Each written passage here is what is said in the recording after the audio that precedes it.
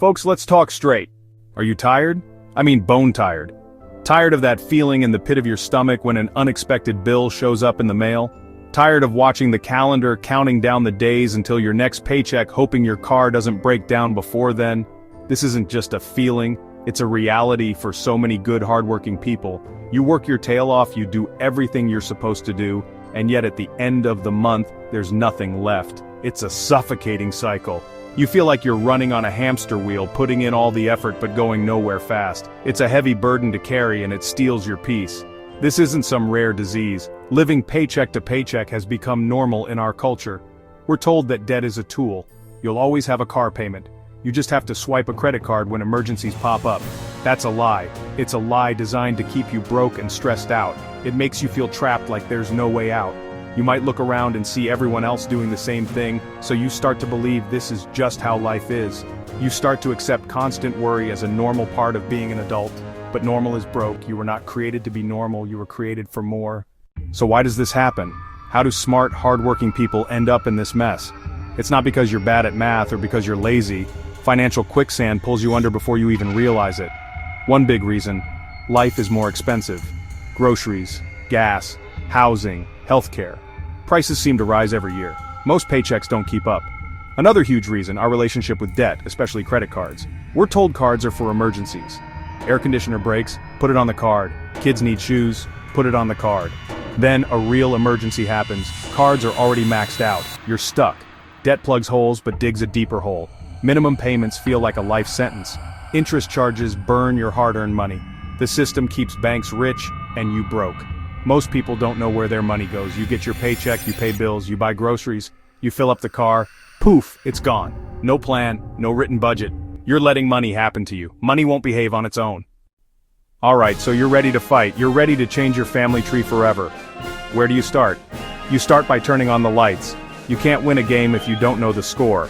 For your finances, that means you have to create a written, on-purpose, every dollar budget.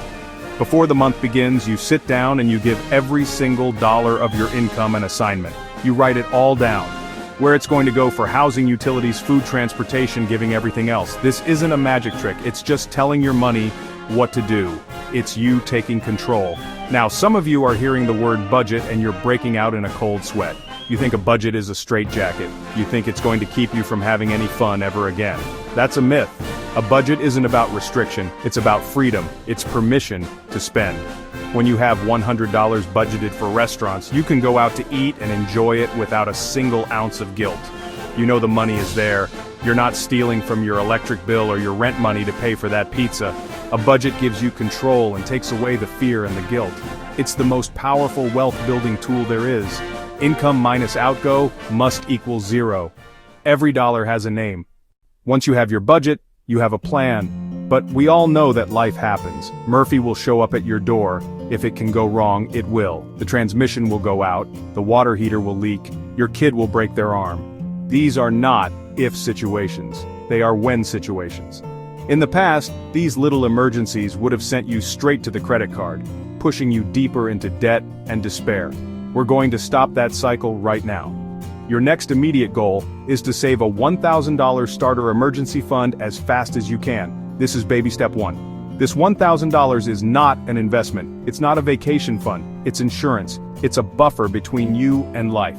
It's there to catch you when you stumble, so you don't fall flat on your face. When that unexpected car repair bill comes, you won't panic. You won't reach for a credit card. You'll calmly write a check from your emergency fund, and you'll keep moving forward with your plan. This little pile of cash changes everything. It turns a crisis into an inconvenience. It gives you breathing room and confidence. It's the first wall you build to protect your family. Having this money set aside is a game changer. For the first time, you might feel a sense of security you haven't felt in years. It's the first big win on your journey. With your $1,000 emergency fund in place, it's time to go to war. It's time to attack your debt with the intensity of 1,000 suns.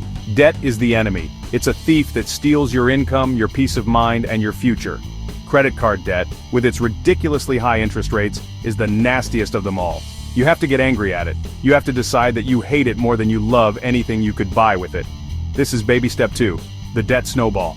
Pay off all your debt, except the house, from smallest to largest. List all of your debts: credit cards, car loans, student loans, medical bills. Order them from the smallest balance to the largest. Make minimum payments on everything. But on that smallest debt, you throw every extra dollar you can find. Use the money you freed up in your budget. Keep working that side hustle. Attack that little debt with everything you've got until it's gone. Then you take the payment you were making on that debt plus all the extra money, and you roll it over to the next smallest debt. Why smallest to largest? Because this isn't about math, it's about behavior. If you start with the biggest debt or the highest interest rate, it might take you months or even years to see any progress.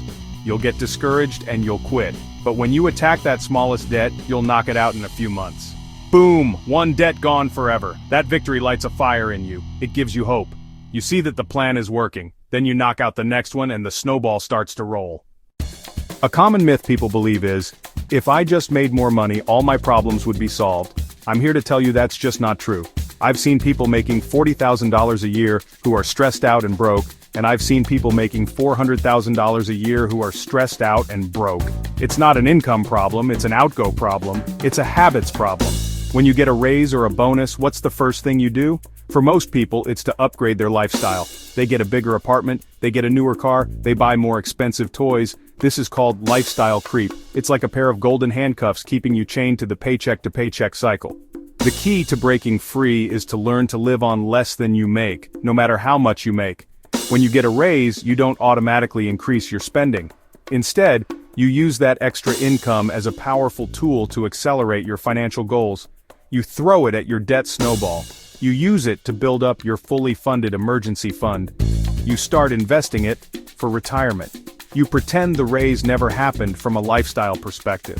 This requires discipline. It requires you to be intentional and to have a plan for that money before it even hits your bank account. While managing the money you already have is the foundation, let's not ignore the power of bringing in more. Once you have a budget and you're working the debt snowball, adding extra income is like pouring gasoline on the fire. It can dramatically speed up your progress. For many people, their primary job covers the four walls: food, utilities, shelter, transportation. A side hustle, even a small one, can become the dedicated engine that powers your debt payoff and savings goals.